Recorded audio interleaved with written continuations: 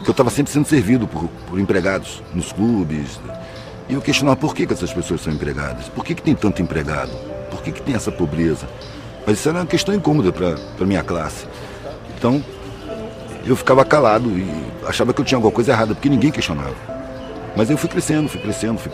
Quando chegou nos 15 anos, eu estava procurando o que fazer, a família já estava me cobrando o que fazer. Eu tinha acabado de pedir demissão do Banco do Brasil, entrei para o Banco do Brasil, pedi demissão 10 meses depois, porque me diziam que meu futuro estava ali. E eu olhava para os mais velhos e falava, não quero esse futuro para mim. Então pedi demissão, começou a cobrança. E agora, o que você vai fazer? Desperdiçou uma oportunidade de ouro, podia estar lá de vida inteira. Para mim era um terror ficar lá a vida inteira. E eu fiquei procurando o que fazer, entrei para o Exército. Eu estava procurando me enquadrar. Fiz um concurso para preparatória de cadetes para seguir carreira militar. Entrei, olhei, não gostei do que eu vi e saí. E aí me puseram num cursinho barato. Fazer vestibular.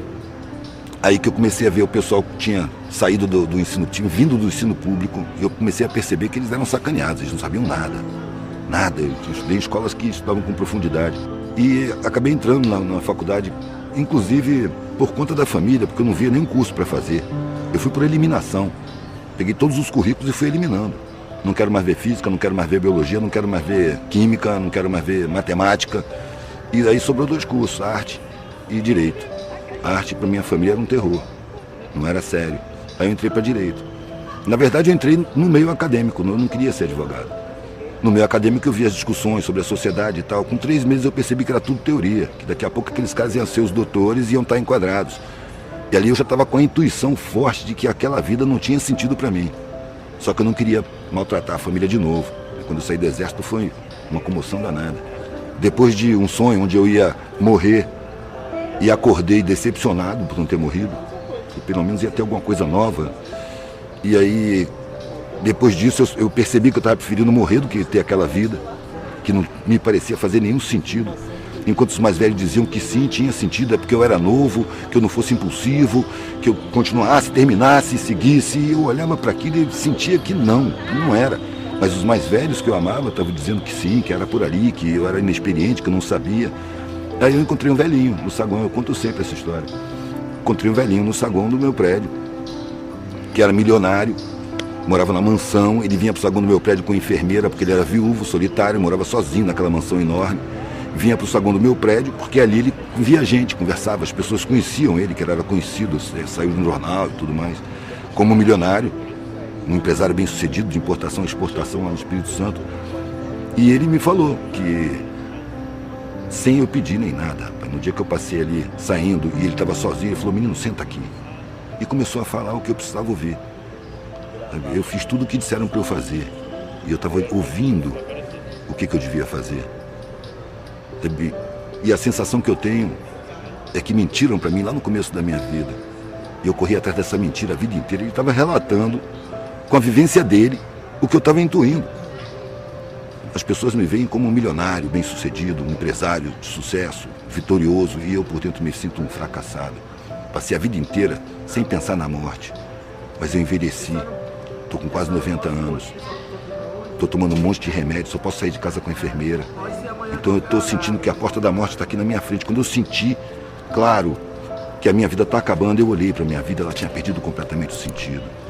Velho, esse foi o... Eu saí do lado dele, fui direto para a secretaria da universidade e pedi desligamento. Eu não quero mais ser doutor, procurar um sentido para a vida. Eu não sabia o que eu ia fazer, eu sabia o que eu não ia fazer. Mas eu já tinha viajado de carro, desde que eu saí do Exército, eu saí com couro duro, né? Sobrevivência, guerra na selva, manobra. Então, férias, feriado, eu pegava a estrada de carona, dormia no acostamento, convivia com os hippies na época, né? 80, 79, 80. Comecei a ver que existia maneiras de ser que eram serenas. Eu encontrava pessoas que tinham serenidade. E vivendo na rua e viajando de carona. Aí, como eu estava vendo a minha vida muito angustiante, eu resolvi pegar a estrada, experimentar o que era não ter nada.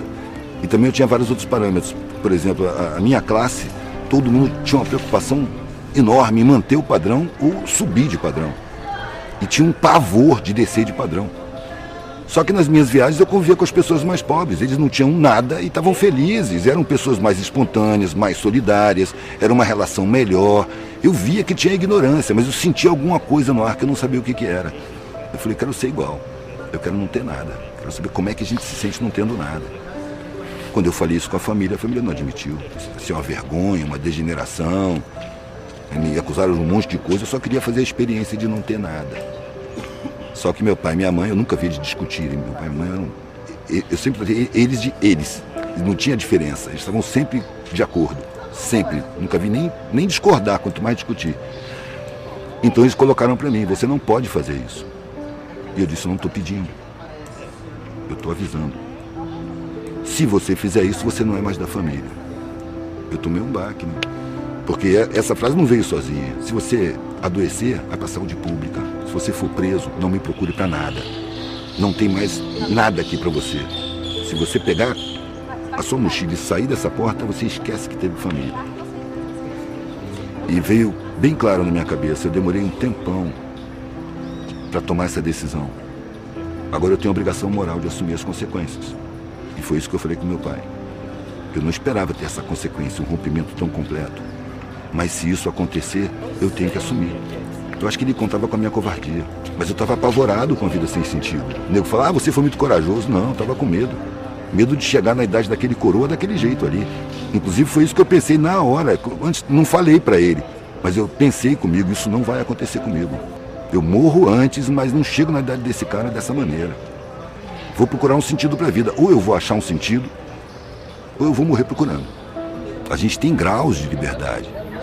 Mas eu acho que liberdade, no sentido pleno da palavra, é você existir sem necessidade nenhuma. Enquanto você tiver alguma necessidade, você está preso a dessa necessidade. Então não existe a liberdade para nós. Existem algumas liberdades, porque a sociedade é feita para acorrentar a gente. Padrões falsos, valores falsos, realidades falsas, muito medo, muita ameaça.